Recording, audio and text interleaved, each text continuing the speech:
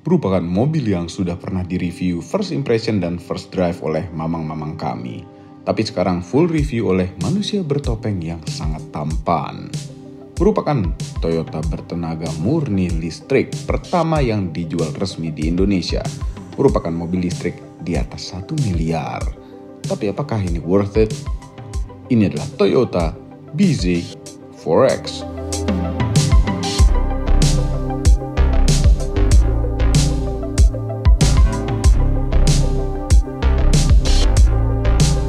Dari YouTube, selamat datang di channel Motomobi. Nama yang aneh untuk suatu Toyota. Biasanya Toyota pakai nama yang benar-benar nama, seperti Crown, Corolla, Camry. Tapi sebenarnya BZ4X ada artinya. BZ adalah singkatan dari Beyond Zero yang bermakna tidak pakai emisi. 4X berarti crossover yang setingkat dengan Toyota RAV4. Tetap saja BZ4X nyebutnya tidak enak. Bagaimana kalau 4-nya diganti dengan A, jadi Bezax? Setelah dianggap ketinggalan di Indonesia untuk urusan mobil listrik, akhirnya Toyota keluar juga mobil murni listrik ini. Mereka keasikan dengan hybrid, dan yang sungguh aneh, mereka keasikan dengan hidrogen. Masih sangat gelap masa depan hidrogen. Ya, setidaknya dia bikin satu mobil listrik inilah untuk Indonesia. Oh iya, ada 2 mobil listrik Toyota, yaitu Toyota Seaport dan yang satu lagi ya lupa itu namanya. Dua-duanya itu tidak bisa dianggap mobil, macam quad cycle saja. Sedikit sejarah tentang Bezax. Yes, ada sejarahnya, walaupun ini generasi pertama, karena ini adalah penerus dari RAV4 yang elektrik. RAV4 elektrik ada 2 generasi. Generasi pertamanya dilahirkan tahun 97. Yes, generasi RAV4 yang model aneh, tapi sekarang jadi antik model seperti ini. Front wheel drive dengan motor listrik hanya 67 horsepower dan torsi maksimal 190 Nm. Baterainya hanya 27,4 kWh nickel metal hydrate, yang kalau disingkat NIMH. Range-nya hanya 153 km. Hebat pada zaman itu. Dan Toyota sudah punya EV pada zaman itu. Walaupun pelan dan tidak seefisien sekarang, namun hanya dijual untuk fleet korporasi saja. Yang akhirnya tahun 2002 dijual untuk umum. Apakah laku keras? Tidak. Mungkin karena kemahalan, mungkin karena mobil listrik belum populer. Kemudian tahun 2012 lahirlah RAV4 EV generasi kedua. Kali ini dengan motor listrik 154 horsepower dengan torsi maksimal 296 Nm. Wah, lumayan kencang ini. Karena bekerja sama dengan Tesla. Toyota bertenaga Tesla. Ini hanya dijual di Amerika pula. Baterainya 41,8 kWh dan memakai lithium ion. Panasonic juga ada kerjasama dengan Toyota untuk urusan ini. Ya, jagonya baterai mungkin. Kemudian tahun 2022 akhirnya Toyota meluncurkan untuk dunia BZ4X ini. Sebenarnya ada kembaran Subarunya, namanya Subaru Solterra. Ya, ini biar Subaru juga punya electric vehicle. Subaru tanpa mesin boxer. Pasti aneh. Bezax memakai platform Toyota yang khusus listrik yang namanya ETNGA.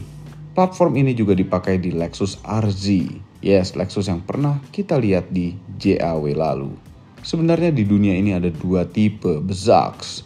Front wheel drive untuk yang single motor dan all wheel drive untuk yang dual motor. Yang single motor bertenaga 201 horsepower dengan torsi maksimal 266 Nm. Yang dual motor totalnya itu 215 horsepower. Beda tipis. Untuk Indonesia ya kebagian yang single motor, front wheel drive. Baterai yang didapatkan adalah lithium ion dengan kapasitas 71,4 kWh yang berlokasi di kolong mobil. Ya, tempat biasa baterai mobil listrik. Baterainya bergaransi 8 tahun atau 160.000 km. Bisa di-charge dengan DC charger sampai dengan 150 kW. Ioniq 5 dan EV6 sudah bisa sampai 240 kW nge-charge-nya. Dan AC chargernya hanya sampai 6 kW. Seperti Wuling REV. Heran. Oke, biasanya mobil listrik punya ground clearance rendah gara-gara baterai yang di bawah. Namun mobil ini lumayan tinggi dengan klaim ground clearance-nya 210 mm. Sudah pasti lebih tinggi daripada lawan-lawannya. Gaya bodinya juga beda dengan lawan-lawannya. Ini lebih seperti mobil internal combustion stylenya, tidak terlalu bergaya electric vehicle. By the way ya, kami agak heran mobil di atas 1 miliar ini masih pakai tongkat begini. Nah ini banyak cairan-cairan yang bisa seperti kita isi ulang gitu ya. Cuma sebaiknya mobil listrik serahkan saja ke bengkel daripada salah ngisi kan. Repot banget, heran. Iya. Tipis banget nih kapasnya nih. Kapasnya enteng sekali. Tipis, tapi kan lightweight. Mobil listrik butuh lightweight.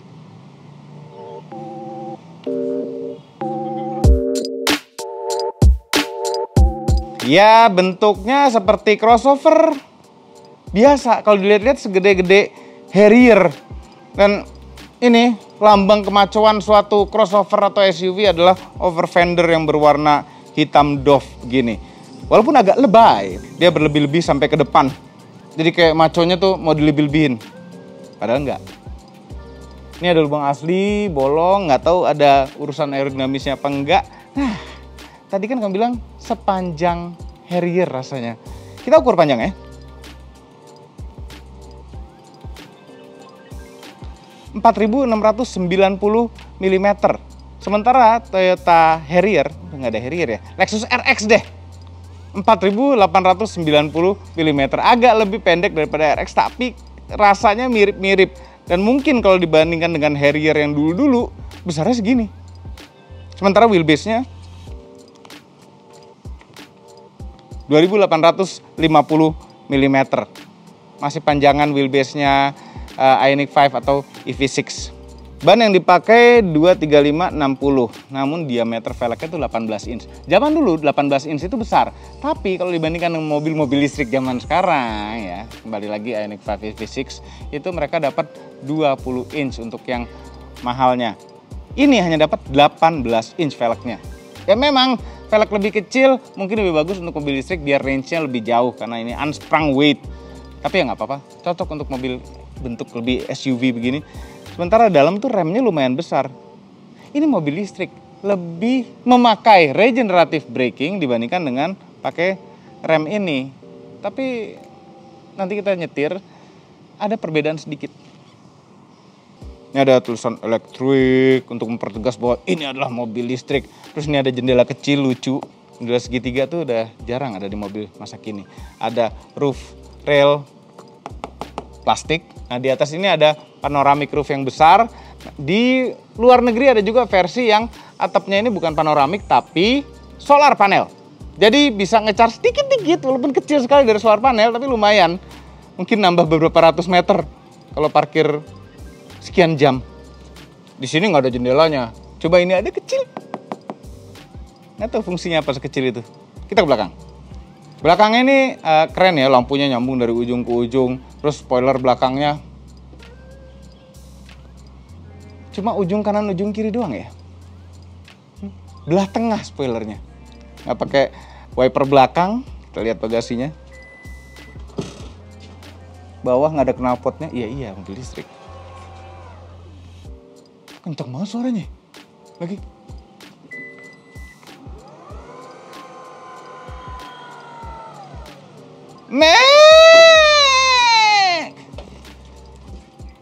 Kenapa sih kenceng suaranya gitu?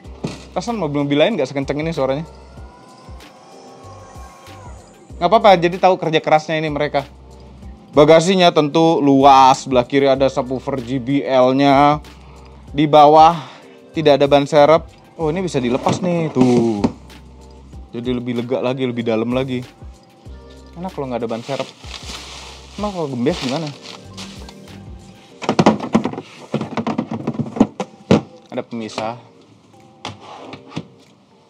Pemisah yang bisa dilepas juga ininya. Terus dia rata lantai.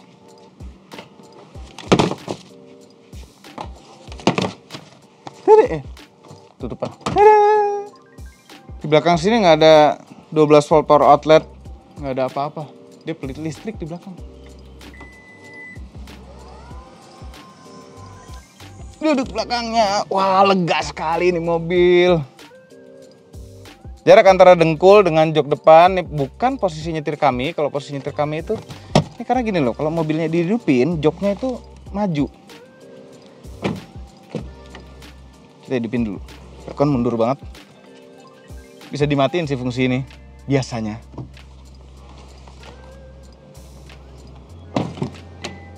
Nah, ini dia. Di belakang posisi nyetir kami, jarak dengkul dengan jok depan jauh sekali, kaki masih hampir nggak bisa masuk kakinya.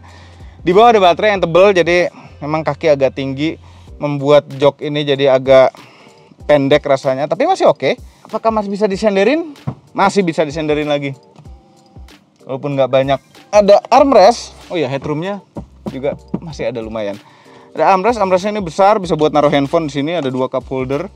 Terus ada headrest tengah juga ada seatbelt 3 titik, ada 2 ventilasi AC dan 2 colokan USB-C. Jadi orang belakang nggak kehabisan baterai, kecuali kalau bertiga di belakang. Satu lagi ngecas pakai power bank. Ada kantong-kantong sini, 2 tempat botol di pintu, dan ini bisa naruh-naruh lagi. Piano black dan ini empuk-empuk. Nah, ini ada panoramic roofnya. Kita buka.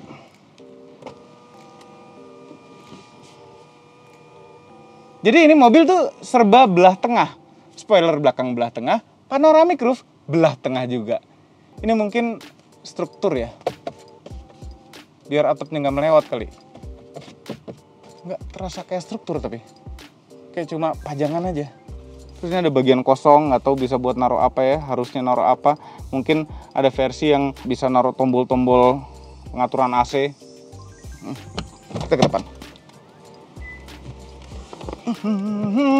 Dashboard yang sangat-sangat unik sekali bentuknya. Kami suka dashboard yang unik yang seperti ini. Ada material ini nih, fabrik seperti ini. Kalau lihat konfigurasinya mirip-mirip Peugeot 5008 3008 ya.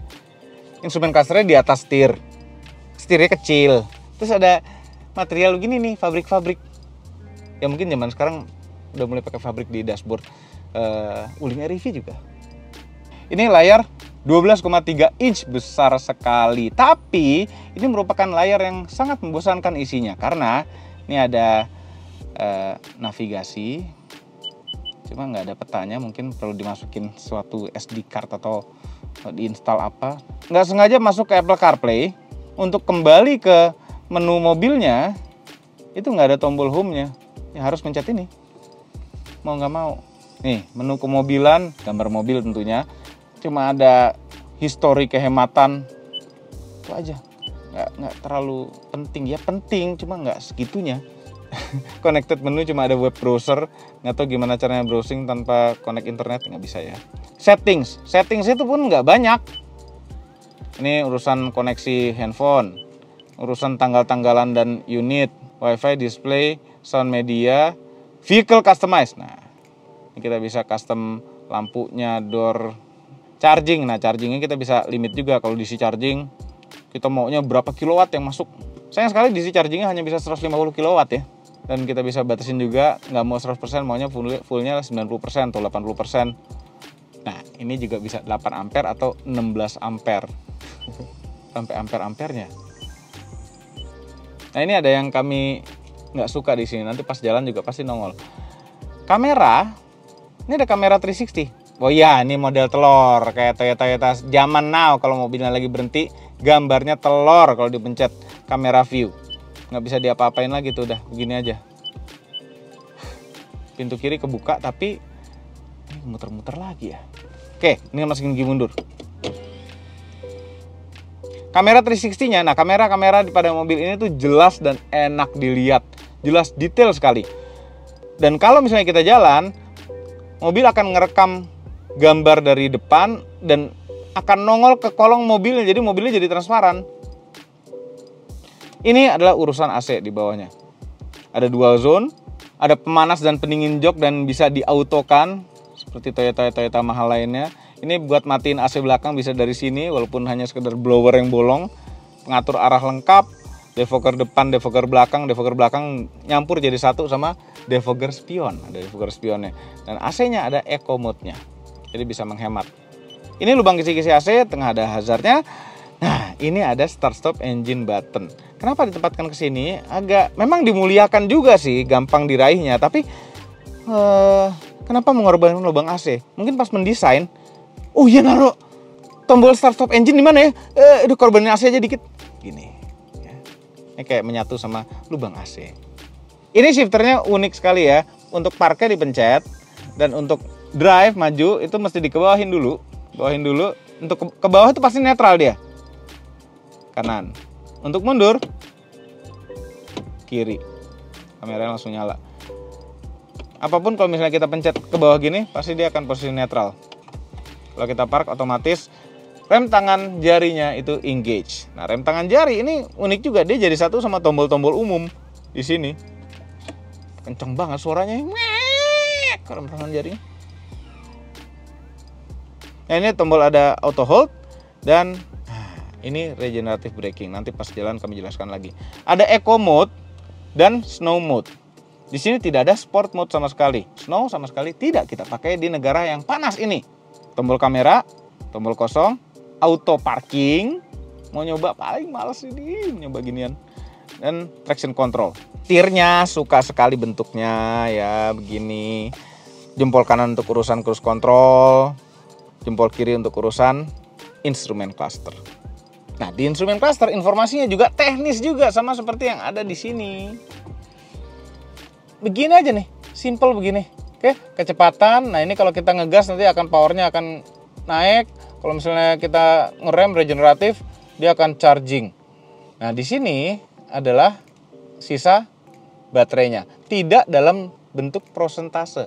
Ya, kami cari-cari di mobil ini tidak dalam bentuk prosentase, tapi dalam bentuk bar seperti ini nih, kira-kira 2/3 isi baterainya, 2/3 kurang, dan sisa range-nya 254 km. Ini ada gambar kipas, berarti 254 km kalau AC-nya nyala. Kalau AC-nya kita matiin, range-nya akan berubah menjadi 334 km dari baterai yang tersisa pada mobil ini. Ya, terlalu simpel, tapi bentuknya tuh unik gini. Uniknya lagi mobil ini, sennya tuh ada di kiri, walaupun mobil Jepang yang gaya-gaya kayak Eropa-Eropaan. Ini kalau kita merem gitu ngeraba-raba, mungkin nyangkanya pakai Peugeot 308. Ini ada untuk menerang gelapkan instrumen, odometer dan trip meter reset. Sebelah kanan untuk buka bagasi dan auto high beam dengan 2 tombol kosong. Di bawah sini ada tempat kartu. Kepraktisan, kantong pintu bisa nampung 2 botol, 1 botol kecil, 1 botol gede. Ini bisa naruh-naruh lagi. Kemudian ada 2 buah cup holder di sini, ada tempat naruh-naruh di sini. Ada konsol box, yang boxnya bisa diangkat nih. Buat apa ngangkat-ngangkat ini?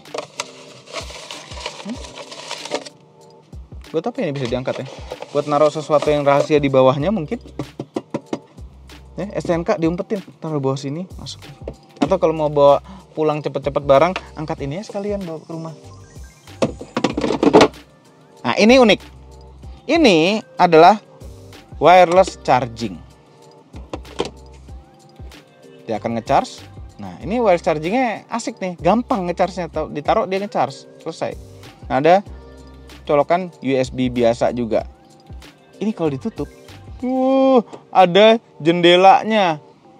Masih nggak kelihatan, tapi ini kalau malam dia akan ada cahaya redup dari dalam. Nah, ini bisa ngintip nih. Memang susah kalau ngebaca ada WA masuk, jadi aman untuk istri. Aman untuk suami. Ada tempat lagi yang banyak. Di bawah sini, wah lega sekali tempat-tempat penyimpanan. Nih. Dan di depannya ada tempat naruh lagi, kayaknya bisa untuk naruh handphone. Begini. Ada colokan USB-C, 2 buah USB-C, 12 volt power outlet. Banyak tempat-tempat penyimpanan, namun ada satu tempat penyimpanan yang lupa. Laci. Mobil ini tidak ada lacinya, laci berkunci, nggak ada di sini, polos aja. Kenapa sih? Emang kurang gede tempat apa? Tapi lumayan sih, dia bisa naruh. Ini dashboardnya bisa kita taruh. Buat naruh air mineral. Audionya mobil ini juga enak, ya, cocok untuk mobil 1 miliar lebih. Audio JBL-nya. Spion tengah auto day night. Terus ini ada tombol SOS. Coba nggak? Jangan ya. Oh, damkar yang datang. Biasa. Ini ada sensor mobilnya akan ngelihat mata kita, apakah kita sedang fokus, apakah ngantuk, ketiduran, segala. Ini sensornya. Posisi nyetir. Posisi nyetirnya enak untuk sebuah Toyota. Ini semua electric seat, bisa diatur naik turun, depan dan belakang, bahkan lumbar supportnya juga bisa diatur, walaupun tidak bisa diatur ketinggian lumbar supportnya. Setirnya bisa tilt dan teleskopik. Kami suka mobil dengan teleskopik. Ya, harusnya semua Toyota bisa teleskopik. Itu sangat bermanfaat untuk nusa dan bangsa. Sekarang saatnya kita jalan.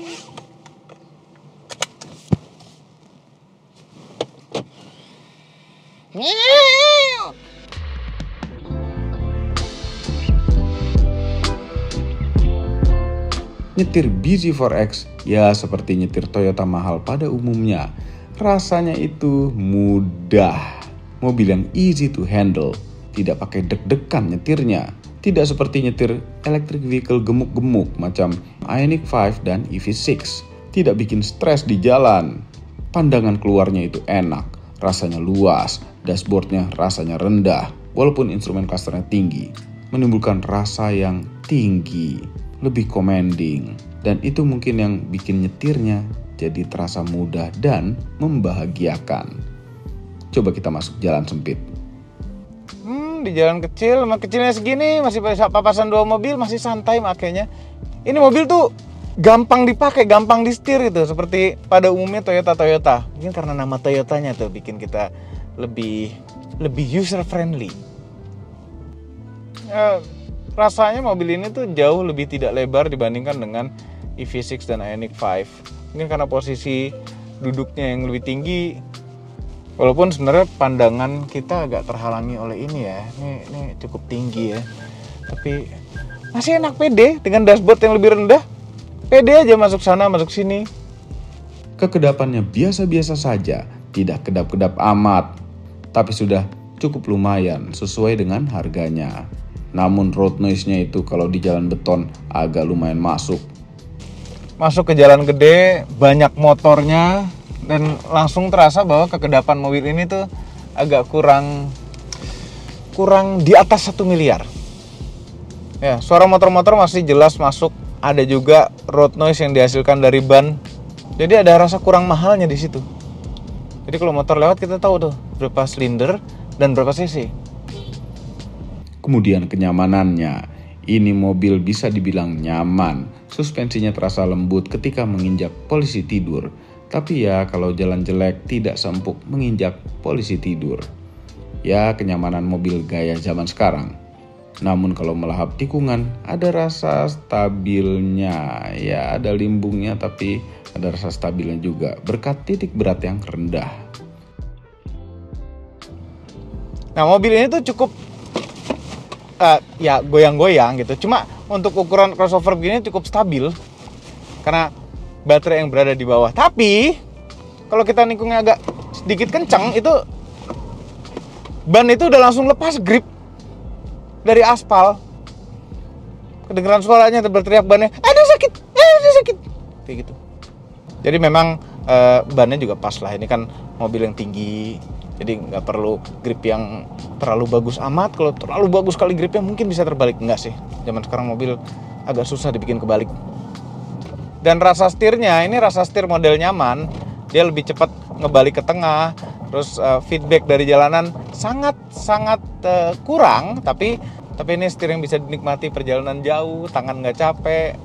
Lebih tidak was-was. Ini yang bikin lebih tidak was-was. Feedbacknya kecil tapi directness-nya masih ada. Walaupun gara-gara ini mobil empuk. Jadi agak berkurang bagian directness-nya. Kekurangan mobil listrik Toyota ini adalah regenerative braking. Ada regenerative brakingnya. Kalau kita ngelepas gas, itu kecepatan lumayan lebih berkurang dibandingkan dengan dinetralin. Tapi ada tombol ini yang tadi kami bilang.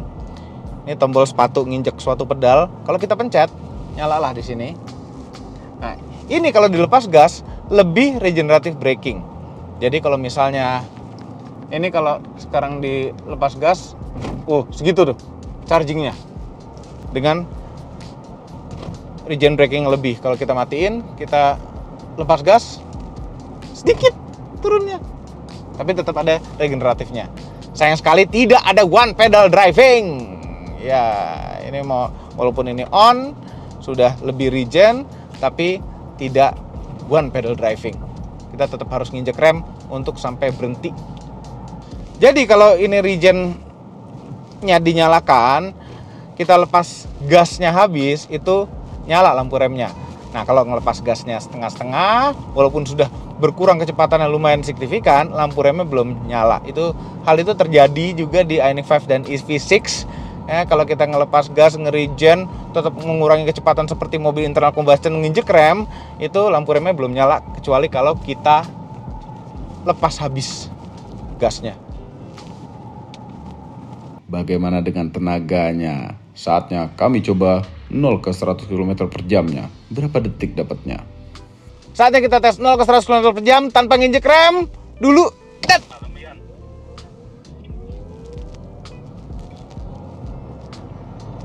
Traction control masih hidup. 100. 7,7 detik karena ada Rian detumbuhan di belakang. Berat Rian berapa? 60 kilo. 60 kg. Ya, kami 75 lah. Pakai AC tetap nyala 20 derajat, nggak paling rendah.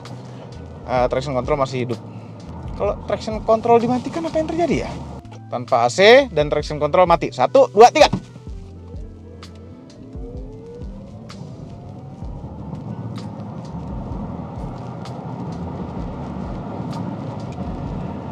,8 lebih parah. Ada nanjak tadi. Yaudah, nyalain aja AC-nya. Tapi di dunia sebenarnya itu ya itulah yang terjadi ya, di bawah 8 detik lah. Bisa 7,2 detik, Bung Fitra ngetes 7,2 detik dengan traction control mati dan AC mati. Kami dapat tadi berapa? 7,7 detik. Tapi tetap ini mobil nggak pelan ya. Ini mobil kencang karena power motor listrik yang instan, begitu dicolek gas, tit, langsung begitu. Menyenangkan. Karena pedal gasnya ini delaynya tuh lebih sedikit ya dibanding sama EV6 Ioniq 5. Bandingkan ke sana terus ya. Itu delaynya lebih sedikit. Jadi begitu colek gas langsung motor listrik itu respon. Gerak langsung. Kalau misalnya EV6 Ioniq 5 tuh ada halusnya dikit. Sebentar, tunggu dulu, go. Walaupun tenaganya rasanya seperti kencengan mereka, tapi jauh kencengan EV6 sih. EV6 itu kita tembus 0-100 km per jam tembus di bawah 5 detik. Karena itu dual motor. Kalau ini single motor, masih single, belum dual. Berarti memang tingkatan secara electric vehicle masih lebih tinggi Kia EV6. Tapi nyetir mobil ini lebih enak untuk santai-santai saja. Apalagi kalau di tol begini, bisa nikmat sekali dengan cruise control yang pintar. Adaptive cruise control. Aktifkan, set kecepatan. Yang setirnya juga diaktifkan. Dah, santai. Kita jalan Trans Jawa. Ya, Trans Jawa baterainya akan kehabisan katanya 500 km sih habisnya. Dan kalau misalnya di jalan tol begini, mobilnya juga cukup hemat. LTA unavailable, take over. Megang setir doang bisa tanpa geser-geser dikit loh. Dan ini ada karena dia punya navigasi sendiri yang nggak nongol petanya, somehow nggak tahu kenapa ya.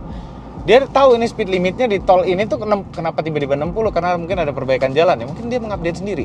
Ini 60. Tadi 80, nanti akan berubah ke 60 lagi. Nah, kita tinggal pencet OK tadi untuk ngikutin ke speed limit kecepatannya. Ada adaptive cruise control tentu karena Toyota mahal ini sudah dilengkapi dengan TSS atau TSS, Toyota Safety Sense. Yang isinya termasuk Safety Exit Assist, Parking Support Brake, Integration A-Pillar, Rear Cross Traffic Alert, Rear Camera Detection. Nah, karena ini ada adaptive cruise control, biasanya pasti ada TSS, Toyota Safety Sense. Nah, ini ada banyak fungsi-fungsi yang penting untuk safety, cuma kadang-kadang memang mengganggu. Misalnya, ini parking sensornya itu kalau kita mundur ada tukang parkir, mobilnya bisa marah-marah atau ngerem sendiri ya. Terus problem-problem standar pada suatu fitur-fitur safety modern mobil mahal. Dan ini nih ada yang mengawasi kita. Apakah kita tetap melihat ke jalan?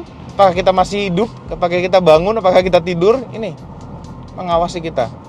Nah, kalau misalnya ini sensor terhalangi, misalnya kita megang setirnya begini, tuh driver monitor unavailable. Karena kita nyetirnya megang setir di atas, nutupin sensor. Overall, nyetirnya Toyota. Kami suka nyetir yang santai dengan rasa peace of mind-nya Toyota. Menginjak lubang lebih tidak sayang kaki-kaki. Feeling jalan sempitnya gampang. Di kecepatan tinggi masih enak. Intinya bisa membuat kadar emosi turun. Bagaimana dengan kehematannya? Ini kombinasi tol dan dalam kota ya kurang lebih 6 km per kWh. Tapi kalau misalnya banyak tol, kami kemarin di tol terus, itu 8 km per kWh.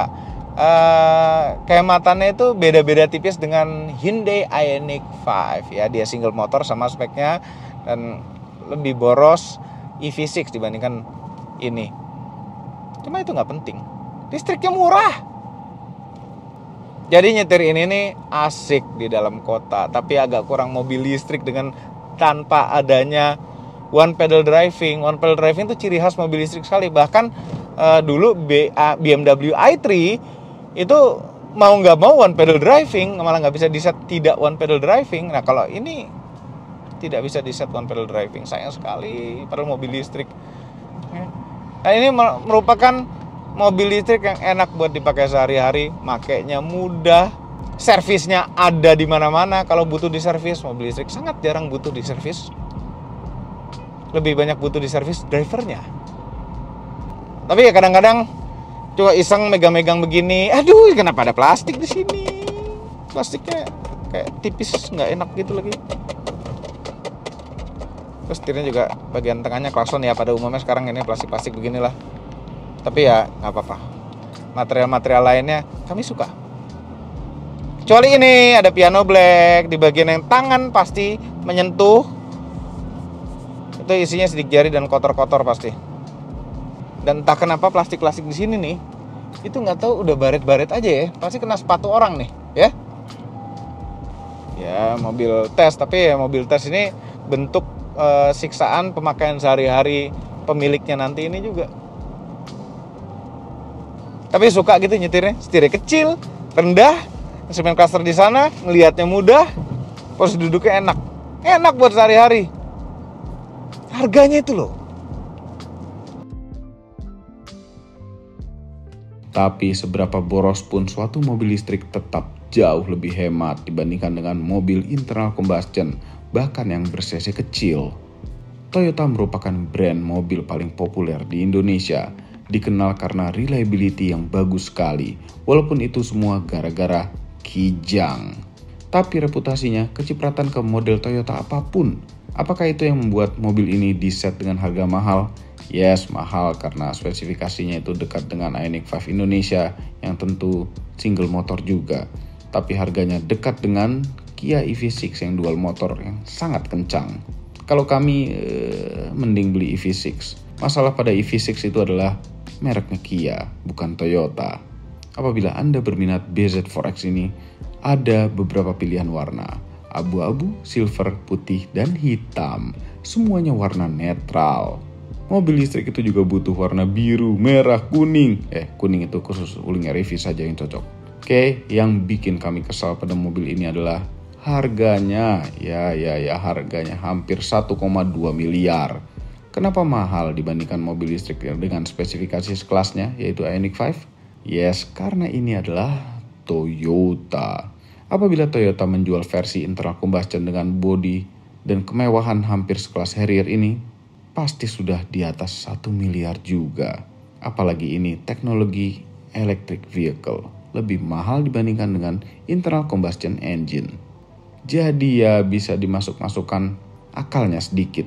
Overall, mengenai Toyota bZ4X, merupakan mobil yang sangat tepat apabila Anda loyal dengan merek Toyota dan ingin pakai mobil listrik sehingga Toyota Anda bisa melewati ganjil genap dengan sangat-sangat hemat. Sebenarnya dari semua Toyota yang kami ingin ada listriknya itu adalah Kijang. Yes, kami butuh Innova listrik. Semua ini adalah opini pribadi saya. Kami tim Motomobi tidak dibayar oleh siapapun dan apapun yang terlihat pada video ini. Jangan lupa tekan tombol jempol ke atas dan subscribe channel Motomobi, Omobi, dan Mesmobi apabila belum. Berikut tekan tombol loncengnya. Share video ini ke seluruh dunia melalui sosial media Anda dan jangan lupa follow sosial media kami semua termasuk Instagram. Cek website berita kami motomobinews.id. Terima kasih telah menonton.